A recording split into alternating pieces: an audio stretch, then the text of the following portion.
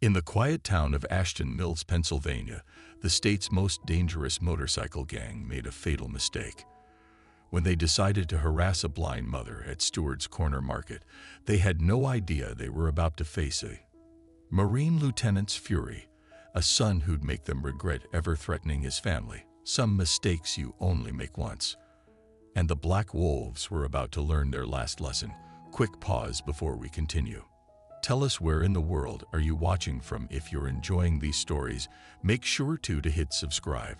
Because tomorrow's episode is absolutely mind-blowing. The morning sun painted long shadows across the worn brick facade of Stewart's corner market. Early autumn brought a crisp chill to the air, carrying the scent of fallen leaves and wood smoke from nearby chimneys.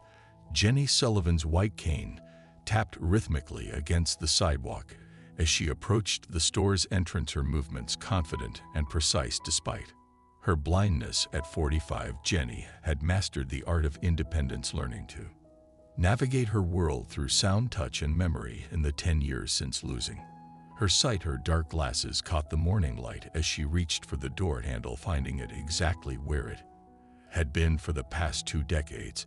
The familiar bell chimed above her head as she entered. Martha Stewart's cheerful voice called out from behind the counter. Morning, Jenny, fresh bread just came in. Jenny smiled, turning toward the voice. Thanks, Martha. James asked me to pick up his usual too. His arthritis is acting up today. The store's layout was mapped perfectly in Jenny's mind. 8 steps to the bread aisle, 12 to the dairy case, 15 to the canned goods.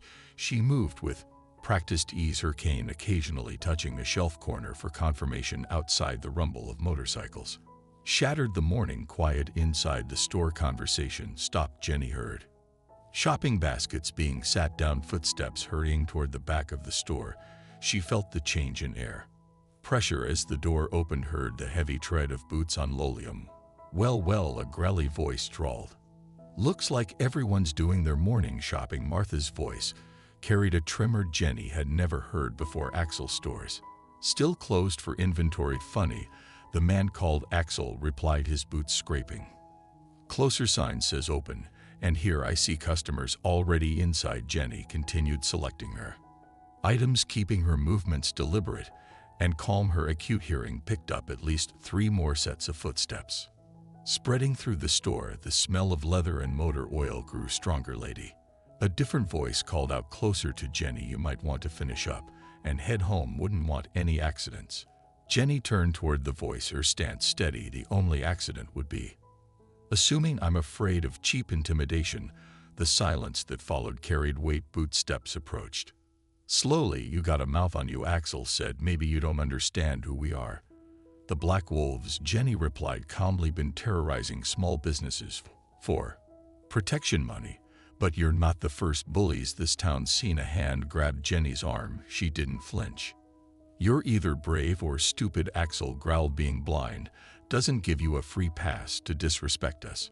Meanwhile, at Camp Pendleton, Marine Lieutenant William Sullivan stood at attention before his commanding officer, unaware of the confrontation unfolding in his hometown. Lieutenant Colonel Richard said, reviewing papers on his desk, your record continues to impress. The men speak highly of your leadership. Thank you, sir. William's posture remained perfect. His uniform immaculate. 10 years of service had honed him into a weapon, though his thoughts often drifted to his mother back home, back in Stewart's corner market.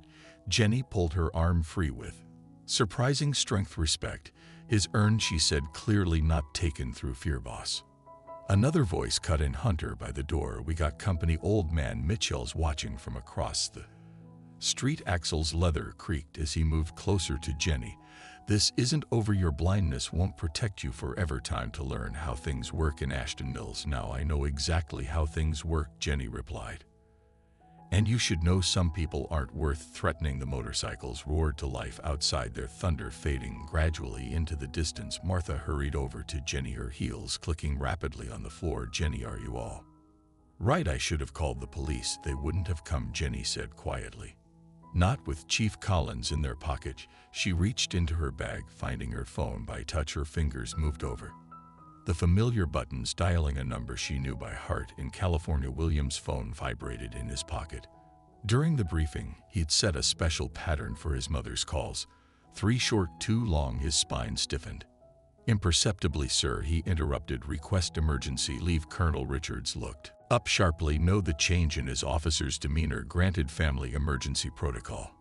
Activated as William strode from the office, his mother's voice played through his memory. "Some people aren't worth threatening." She taught him that, along with everything else about standing up to bullies. Now someone was about to learn why. The morning sun climbed higher over Ashton Mills as Jenny finished her shopping, her movements as calm and precise as ever.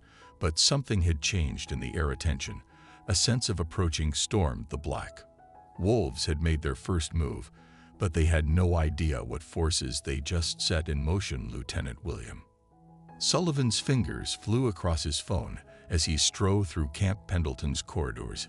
His voice carried the calm authority of command as he spoke to the airline representative. "Next flight to Pittsburgh. Military emergency." The setting sun cast long shadows across the base as he packed his movements efficient and precise. Each item went into his bag with practiced ease: civilian clothes, basic gear, and a small photo album his mother had given him before his first deployment in Ashton Mills. Jenny Sullivan sat in her living room, her fingers running over the raised dots of a Braille novel. The house creaked softly around her, familiar sounds that had become more pronounced since losing her sight in the car accident 10 years ago, the same accident that had prompted William to enlist, determined to protect what family he had left. Heavy footsteps approached her porch. James Mitchell's distinctive gait, slowed by age and old war wounds. 3 precise knocks followed. "It's open, James," Jenny called, marking her place in the book. The door opened, bringing with it the smell of autumn air and pipe tobacco. "Saw what happened at Martha's store," James said, his voice grave. "The black wolves are getting bolder." Jenny heard him settle into his usual chair, the leather creaking under his weight. "They're not the first gang to think they can own a town. Different this time," James replied. "They've got Chief Collins looking the other way. Half the force is either scared or bought." Outside, a motorcycle engine roared past the house, deliberately loud. James's chair scraped as he moved to the window. "Third time today," Jenny noted calmly. "They're trying to prove a point, making sure you know they watching." James agreed. "Martha's worried, says they've been pressuring all the local businesses for protection money. Brady's Hardware paid up last week." Jenny's fingers found the small side table, located her phone. "William needs to know what's happening. This town's changing." "James already called him myself after the store incident," James admitted. "Used our old emergency code from when he first enlisted. The boy's probably halfway here already." At Pittsburgh International Airport, William moved through the terminal with military efficiency. His phone buzzed with responses to messages he'd sent earlier. Fellow Marines scattered across the country acknowledging his calls for help. Back in Ashton Mills, Martha Stewart stood in her empty store, staring at the envelope Bulldog had left on her counter. Inside was a demand: $33,000 monthly for security services. Her hand shook as she reached for her phone, scrolling to Jenny's number. The evening shadows lengthened as Jenny listened to Martha's fearful voice. "They're targeting everyone who was at the store this morning. Old man Peterson's garage was vandalized. They broke all his windows. They want us scared." "Martha," Jenny replied, her voice steady. "Fear makes people compliant." A new motorcycle sound approached, multiple bikes moving slowly past Jenny's house. The riders revved their engines, the noise deliberately intimidating through her open window. Jenny heard Maverick's voice very clearly. "Nice house, lady. Be a shame if something happened to it." James's chair creaked as he stood. "I count 4 of them. Axel's not with them. This is just a show of force. They're escalating faster than expected." Jenny observed her fingers, finding the familiar texture of her white cane, testing responses, seeing who will break first. In the growing darkness, more motorcycles could be heard throughout town, moving in patterns, marking territory. The black wolves were sending a message. Ashton Mills belonged to them now. William's rental car crossed into Pennsylvania as night fell. His phone contained dozens of messages, now responses from Marines he'd served with. Veterans he trained with all understanding the code. He'd sent Mom Needs Help. Town's got wolves at the edge of town. Hunter and Bones sat watching traffic, noting every vehicle that entered Ashton Mills. Their phones buzzed with a message from Axel: meeting tonight night, full crew, time to show this town who's in charge. Jenny sat in her darkened living room, listening to the town's changing rhythm. Police sirens were notably absent. Despite the increased motorcycle activity, James had gone home reluctantly, but not before setting up a makeshift alarm system of tin cans on strings, an old veteran trick. Her phone vibrated with William's distinctive pattern. "I'm 3 hours out." His voice came through clearly. "Got some friends coming to you." "Okay, I'm fine," Jenny assured him, hearing another motorcycle pass slowly by. "But hurry, William, this town won't hold together much longer without help." In the darkness, more bikes gathered at the Black Wolves clubhouse on the edge of town. They didn't know it yet, but their show of force was about to trigger a response they never expected. A Marine lieutenant was coming home, and he wasn't coming alone. Telling and preparing this story took us a lot of time, so if you are enjoying it, subscribe to our channel. It means a lot to us. Now back to the story. The night settled over Ashton Mills like a held breath, everyone waiting to see what the morning would bring. But for the Black Wolves, morning would come with a harsh lesson about the people they'd chosen to threaten. Dawn broke over Ashton Mills as William Sullivan's rental car crossed the town limits. The familiar streets felt different now, marked by fresh GFF graffiti and broken windows. Outside Brady's Hardware, a group of bikers lounged against their motorcycles, watching traffic with predatory interest. The corner of Pine and Main revealed Stewart's Corner Market, its windows now covered with heavy metal grates. Martha stood outside, sweeping broken glass from her doorway. She paused as William pulled up, recognition dawning on her face. "My God," she whispered as he stepped out. "You look just like your father." Williams scanned the street with practiced efficiency, noting sightlines and potential cover. "Morning, Mrs. Stewart. Those grates are new. Installed them last night," she replied, gripping her broom tighter. "After they broke the windows. Insurance won't cover it anymore. Says it's a high-risk location now." A motorcycle's rumble approached. Hunter and Bones cruising past, sizing up the new arrival. William turned slowly, letting them see him clearly. His stance carried the unmistakable bearing of a Marine, a warning to those who knew how to read it. At the police station, Chief Collins watched through his office window as more motorcycles gathered outside the Black Wolves' favorite diner. His phone buzzed with a message from Axel. "Got a situation, military type in town." Jenny sat at her kitchen table, hearing William's familiar footsteps approach. The door opened, bringing with it the scent of his aftershave. Still the same brand after all these years." "You're early," she said, rising to hug him. "Traffic must have been light." "Made good time," William replied, his eyes scanning the room, noting the tin can alarm system. James's work, he remembers. His training. Jenny smiled. "Speaking of training, I hear boots on my porch. Friends of yours?" William's expression hardened. "Two Marines just arrived, more coming. The Black Wolves have been busy.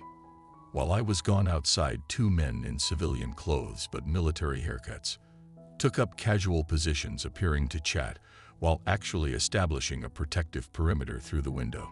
They watched Hunter and Bones make another pass, phones out, taking pictures at the Black Wolves clubhouse. Axel studied the photos on Hunter's phone. His finger traced the military stance, the alert eyes, the way William carried himself. "Run his plates," he ordered. "Find out who we're dealing with." Maverick burst in, face flushed with urgency. "Boss, got word from Chief Collins.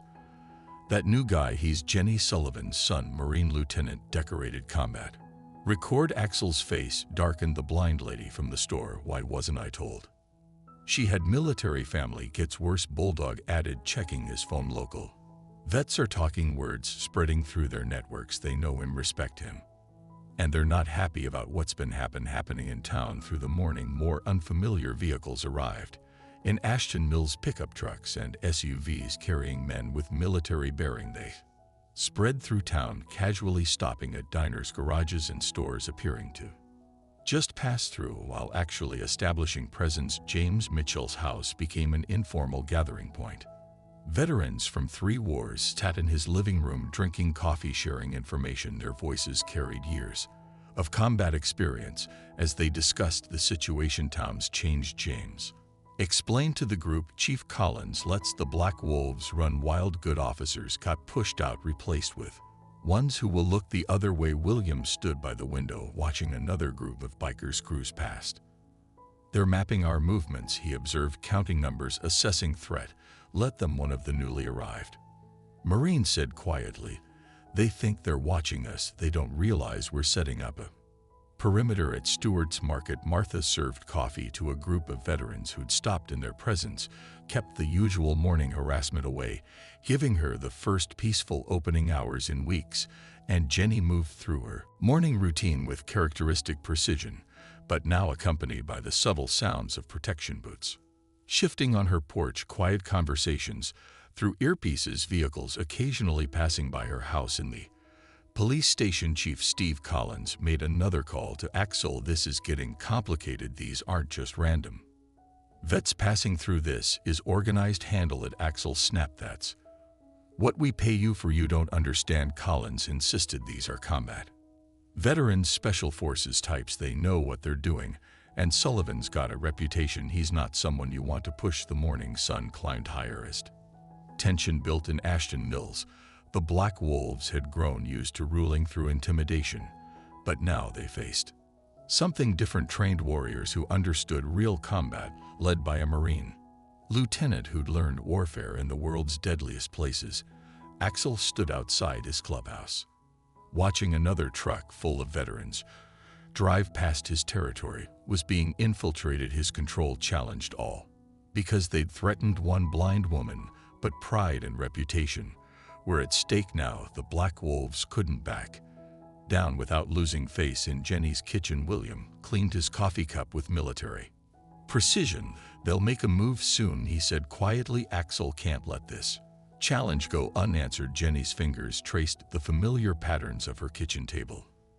Then we'll be ready. This town needs to remember what it means to stand up to bullies. Outside, morning traffic moved normally, but beneath the surface, two forces were positioning for confrontation. The Black Wolves had started this by threatening the wrong family, and now they were about to learn why some people are more dangerous than others. The confrontation began at Stewart's corner market just before noon. Axel arrived with 5 bikes there, engines deliberately loud, expecting to find a helpless shopkeeper. Instead, he found 4 combat veterans helping Martha unload her delivery truck, their movements casual but their eyes alert.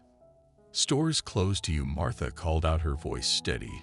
Despite her trembling hands behind her, the veterans continued working their presence, a clear message. Axel dismounted, his boots scraping against asphalt. "Got some confusion here. Martha thought we had an understanding about protection.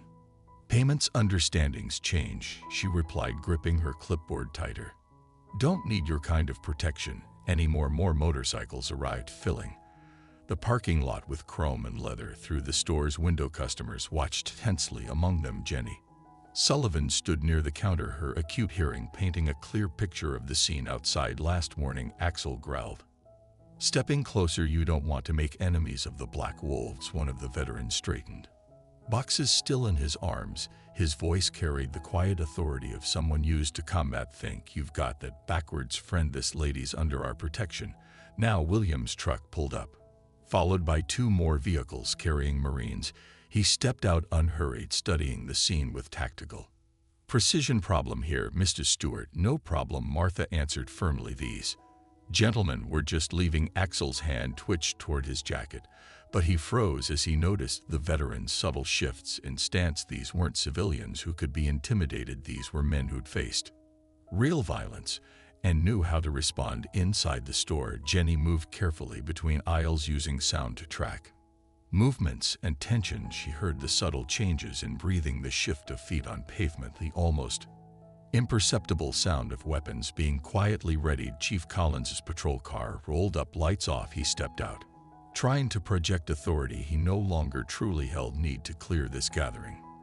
Fire code violations." "Funny," William replied, not looking at the chief. "No problem. When it was just bikers intimidating civilians." The chief's radio crackled with reports of more veterans arriving in town. Through the store's window, Jenny heard his heart rate increase, his breathing pattern changing with stress. Hunter leaned close to Axel, speaking low. "This is getting complicated, boss. These guys ain't playing getting soft, Hunter." Axel snapped, but his voice carried a note of uncertainty. More townsfolk had gathered watching from doorways and windows for the first time. They saw the black wolves hesitate, saw them face men they couldn't intimidate or call. William said calmly, his stance relaxed but ready. "But whatever happens next, the protection racket ends. This town's not yours anymore." Bones revved his motorcycle, trying to reassert dominance through noise. One of the veterans smiled coldly. "Cute bike, reminds me of the toys we used to blow up in Fuji." Jenny emerged from the store, white cane tapping steadily. As she approached, the crowd parted instinctively, creating a path. She stopped near William, her presence a reminder of why this confrontation had begun. "Chief Collins," she called out. "Clearly, since you're here, I'd like to file assault charges from yesterday's incident. I believe there are multiple witnesses." The chief shifted uncomfortably. "Miss Sullivan, I'm sure we can handle this unofficially." "Nothing unofficial anymore, William. Cut in. Everything gets documented from now on. Every threat, every act of vandalism, every corrupt cop looking the other way." Axel's face darkened with rage, but he recognized the tactical disadvantage. His men were surrounded, outmatched by veterans who understood real violence. "This ain't over," he snarled, swinging onto his bike. "You just started a war." "No," William replied quietly, "you started it. When you threatened my mother, I'm just finishing it." The black wolves roared away, their retreat washed by townspeople who began to realize change was possible. Martha's hands shook as she unlocked her store's door, but her voice was steady. "First time they've backed down," she said. "First time anyone stood up to them." Chief Collins lingered, caught between old loyalties and new realities. "Lieutenant Sullivan, this could get ugly. I've got to maintain order." "Then do your job," William answered coldly, "or we'll start investigating who's and taking black wolves payoffs." Throughout the afternoon, words spread through Ashton Mills. The confrontation at Stewart's market became a symbol of resistance. More businesses began refusing to pay protection money. More veterans arrived, their presence changing the town's dynamics. In the Black Wolves clubhouse, Axel threw a chair against the wall. "Call everyone," he ordered. "Hunter, every member, every prospect. Tonight, we remind this town why they fear us." But in Jenny's kitchen, William smiled slightly as he received texts from more arriving veterans. "They think numbers make them strong," he told his mother. "They don't understand real strength yet." Jenny's fingers found her son's hand across the table. "They will," she said quietly. "Some lessons have to be taught the hard way." Outside, the sun began to set on Ashton Mills. Both sides prepared for what was coming, but only one truly understood what they were facing. The Black Wolves thought they were defending territory. William's veterans knew they were fighting for something more important, the soul of a town that had forgotten how to resist. Night fell over Ashton Mills as motorcycles thundered down empty streets. The Black Wolves were gathering reinforcements, dozens of bikes from neighboring chapters rolling into town, their headlights cutting through the darkness like predatory eyes. From his position near the town square, William watched the gang's movements through binoculars. Next to him, James Mitchell noted license plates and numbers. 40 bikes. So far, the old veteran muttered. "More coming." Inside Stewart's market, Jenny sat with Martha and other business owners, their voices low but determined. Her fingers traced a braille map of the town as she helped coordinate safe houses for families, the community center secure.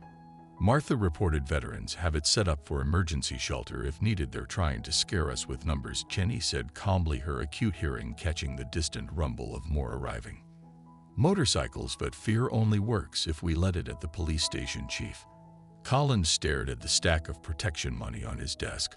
Hunter stood waiting, tension evident in his stance. "Axel says this is your last chance," Hunter said. "Either you handle Sullivan and his veterans, or we handle you." The chief's hand shook slightly as he pushed the money away. "These aren't regular civilians, Hunter. These are combat veterans. You start something with them, I can't control what happens next." Outside Brady's hardware, 3 Black Wolves prospects watched Williams' veterans unloading supplies. One prospect, a former Army private, recognized the deliberate way the veterans moved, the tactical awareness in their casual glances. "This ain't right," he muttered to his companions. "These guys are the real deal." combat experience were way over our heads in the Black Wolves clubhouse. Axel paced before his gathered forces. Maps of Ashton Mills covered the walls marked with veteran positions. Bones studied the tactical situation with growing concern. They've got every key intersection covered, he reported reluctantly. Professional setup. These ain't weekend warriors playing soldier. They're still outnumbered. Axel snapped, but doubt crept into his voice. Maverick spoke up from the back. Boss, some of these guys served with Sullivan in combat. Stories going around about what he did overseas.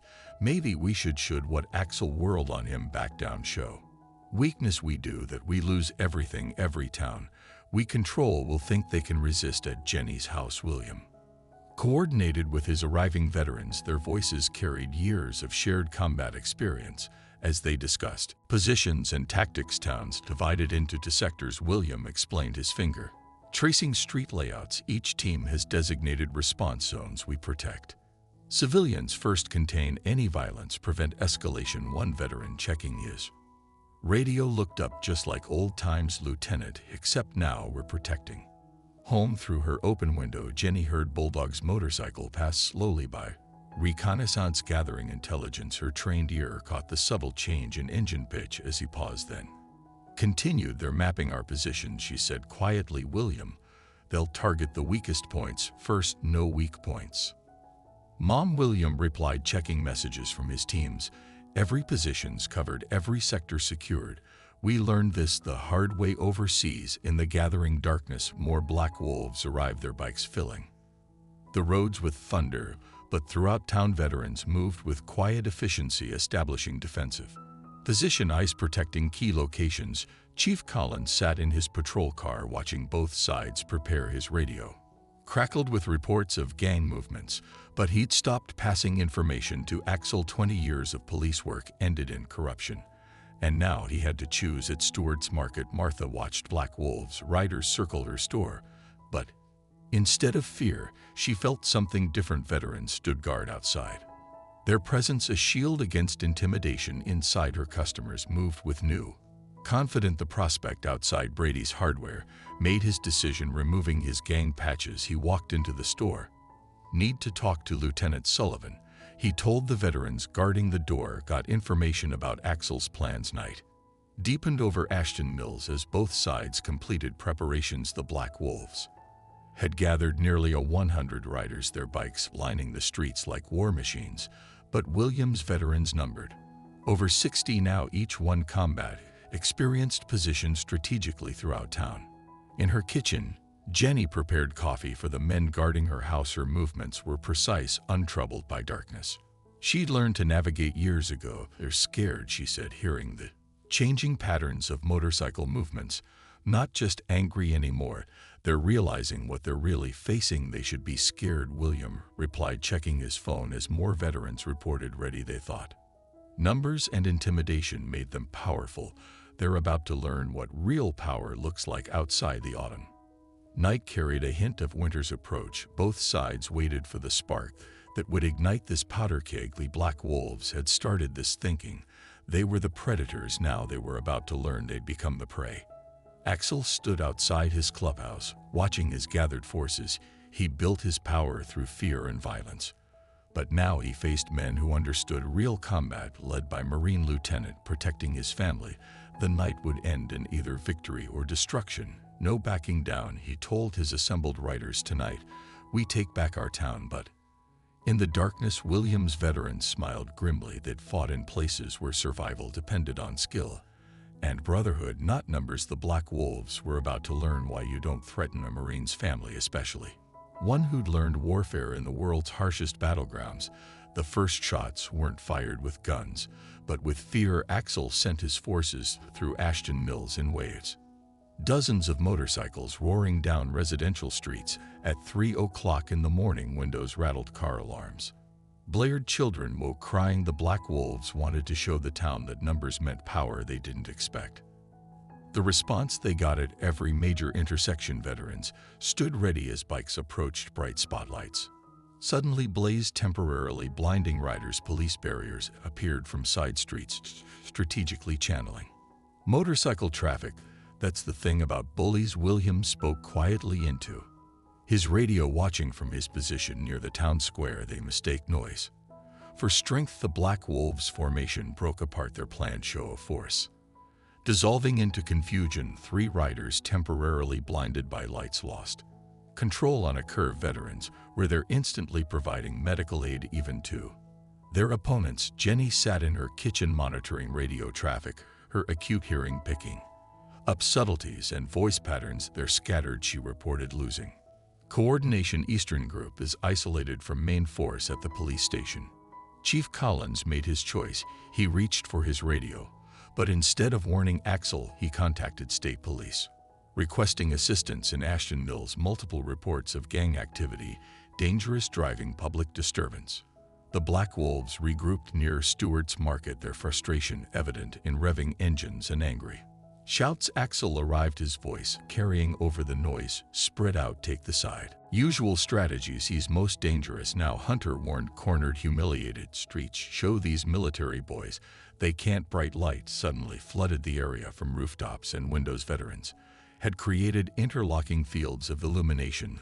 The gang members found themselves exposed, their positions revealed while their opponents remained hidden in darkness. Tactical advantage, James Mitchell explained to Martha watching from the market security room. Control the environment, control the fight. More bike engines approached. Reinforcements Axel had called from neighboring chapters, but they found their approach routes blocked by broken down trucks, forcing them to take predetermined paths where veterans waited. Boss Hunter's voice crackled over Axel's radio. We're being herded. They've blocked Madison and Pine. Every route leads to kill zones. There are no kill zones, Axel shouted back. They're just playing mind games. Pushed through. 3 bikes tried to break through a barricade.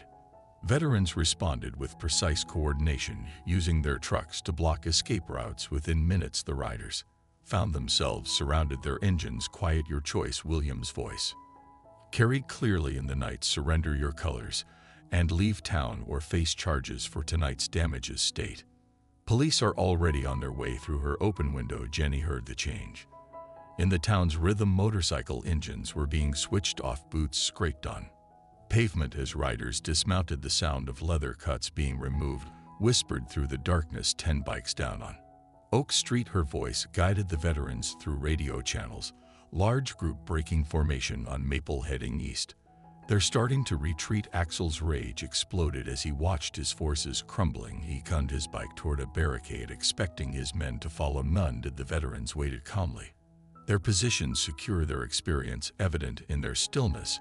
At Stewart's Market, Martha and other business owners provided coffee and first aid to veterans and surrendering gang members alike.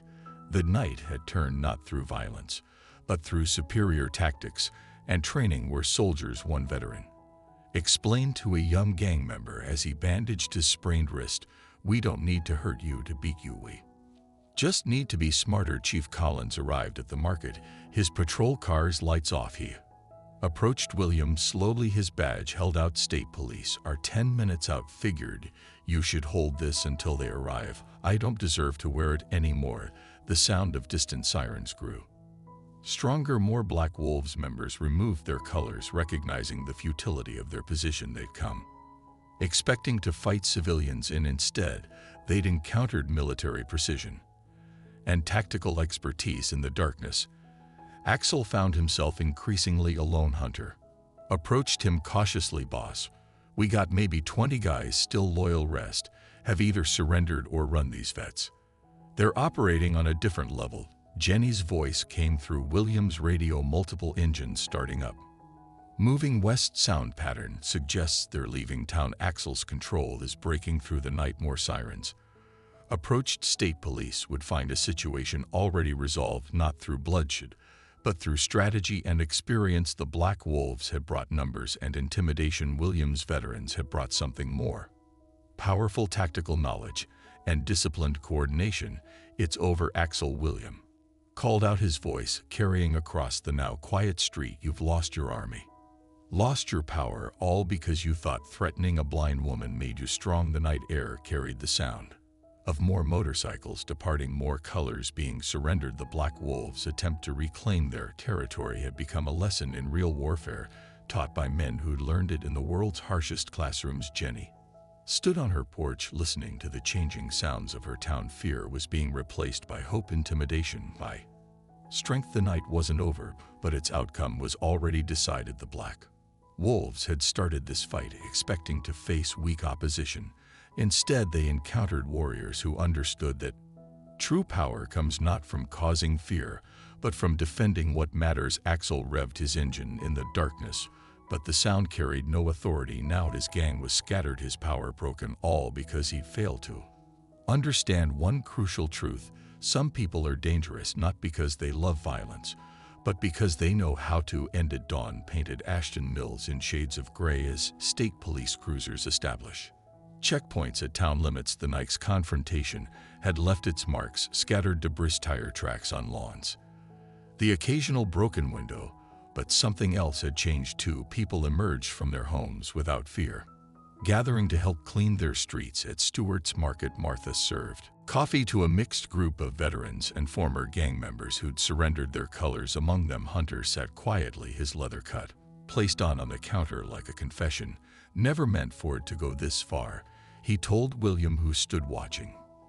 The sunrise started as just a motorcycle club. Axel changed everything when he took over. Jenny moved through the market with practiced ease. Her came unnecessary. In the familiar space, people always have choices. Hunter, even when they make the wrong ones, they can choose to make better ones. State Police Captain Richards consulted with William near the coffee counter. 23 gang members in custody, 40+ surrendered their colors voluntarily, but Axel's still out there with a hardcore group of loyalists. Through the store's open door, they heard the sound of community members cleaning debris from streets. James Mitchell's voice carried as he organized volunteers, his military background showing in his efficient coordination. Town's changing.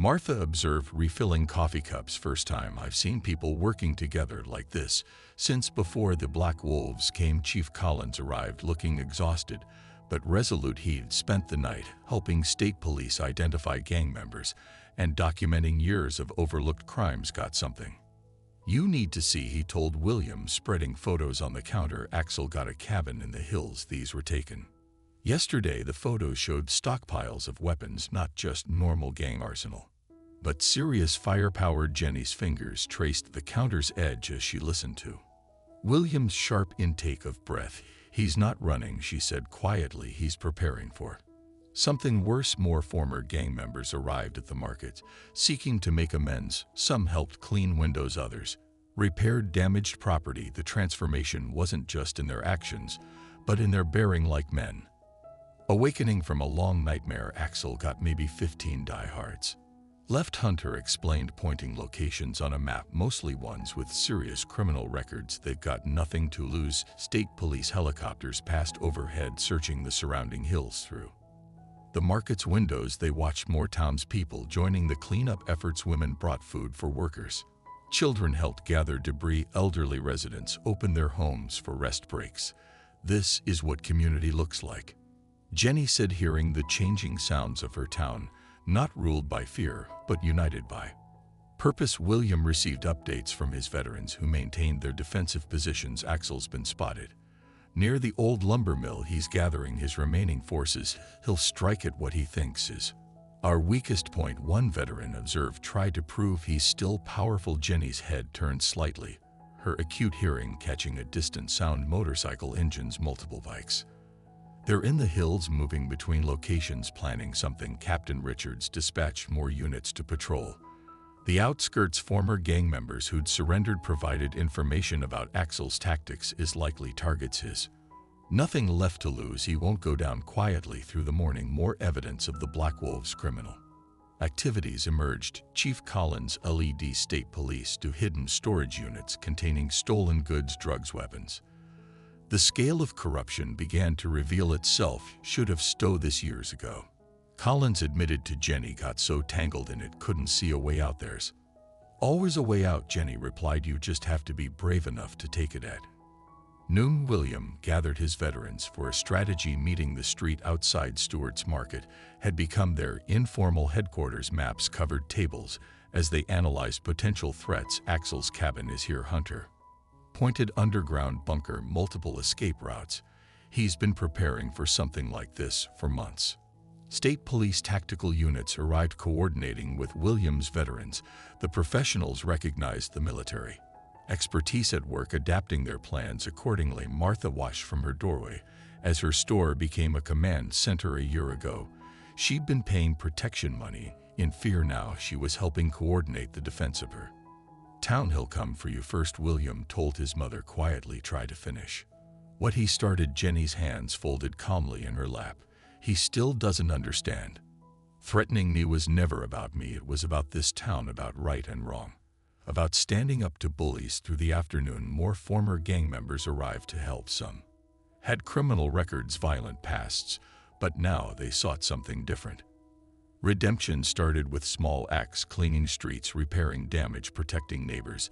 The sun began its descent when they heard it. Multiple motorcycles moving fast, approaching from different directions. Jenny's head lifted. Her unseeing eyes turned toward the sound. "They're not just riding," she said, her acute hearing catching subtle differences. "They're loaded down, carrying equipment, weapons." Williams veterans moved with practiced efficiency, securing positions. State police coordinated roadblocks. The town held its breath, waiting in the growing darkness. AEL and his remaining loyal followers prepared for their final stand. They'd lost their power, their territory, their reputation. All they had left was violence. But in Stewart's market, surrounded by people who'd chosen to stand against fear, Jenny smiled slightly. "He still thinks this is about strength," she told William. "He never learned what you taught me years ago." "What's that, Mom?" "Real strength isn't in causing fear," she replied. "It's in facing it, standing against it, showing others they can stand too." Night approached. Ashton Mills like a held breath. Axel's final move was coming, but this time the town was ready. Not just with veterans and police, but with something stronger, a community united against fear, standing together against those who would rule through violence. Night fell over Ashton Mills as Axel launched his attack, not with the roar of motorcycles this time, but with calculated strikes at the town's infrastructure. Power transformers exploded at strategic locations, plunging entire neighborhoods into darkness. Water pressure dropped as pumping stations were sabotaged. "He's trying to cause panic," William observed from the command post at Stewart's market, now running on generator power. "Make the town feel vulnerable." Jenny sat near the radio, her hearing more valuable than ever in the darkness. "3 groups moving," she reported, head tilted slightly. "Main force coming down Pine Street. Smaller units flanking through alleys. They're on foot, not bikes." State police tactical units coordinated with veterans, their flashlight beams cutting through the blackness. Hunter, still wearing his surrendered colors, provided crucial intelligence. "Axel's using our old emergency protocols," he explained, "but he doesn't know you've got someone who can hear them coming in the darkness." Axel's remaining loyalists moved like shadows, armed and desperate, but Williams veterans had fought in darker places against more dangerous enemies. Night vision equipment and thermal sensors track every movement they're heading for the power substation on Oak. Jenny reported catching distant sounds of movement, trying to take out the backup generators. Williams' voice carried quiet authority through the radio network. "Team 2 intercept at Oak and Main. Team 4 cut off their retreat route. Remember, these are American citizens. No matter what they've done, non-lethal force only." The first real clash came at the substation. Axel's men, expecting to find it unprotected, instead ran into a prepared defensive position. Flashbangs disoriented them. Veterans moved with practiced coordination, and 3 gang members found themselves zip-tied before they could react. But Axel had learned some tactics of his own. A second group attacked the police station, drawing responders away from his real target. Stewart's market. "Mom, they're coming," William warned. Hearing the approach of multiple footsteps, Jenny nodded calmly, her fingers finding the familiar counter edge. "I know, I can hear Axel's breathing. He's leading this one himself." The market's windows shattered inward as smoke grenades rolled across the floor, but Jenny's hearing had already tracked every entry point. Veterans moved according to her directions, meeting the attackers at each breach. 2 men south door, she called out. One's limping, favoring his left leg. 3 more at the loading dock, moving heavy equipment. The smoke meant to blind defenders meant nothing to Jenny's acute hearing. She tracked movements by sound, calling out Positions with deadly accuracy, Williams veterans intercepted attackers with precise efficiency, subduing them without serious injury. Axel's voice carried through the chaos. Burn it, burn. Everything but reformed gang members had joined the defense, their knowledge of Axel's tactics proving invaluable.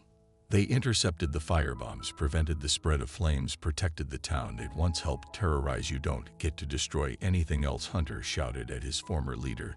This town's done living in fear. State police moved in, coordinating with veterans to tighten the perimeter, but Axel had saved one last card. Hidden charges planted days before at key locations. William Jenny called urgently.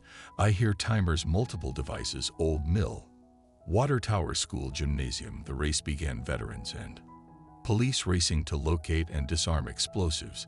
While still containing Axel's forces, the town held its breath as specialists worked against time. Through it all, Jenny's hearing guided them. Timer mechanisms are old, she reported, can hear the mechanical clicks, same kind used in the mining days. Her knowledge of the town's history proved crucial as teams located and disabled device after device.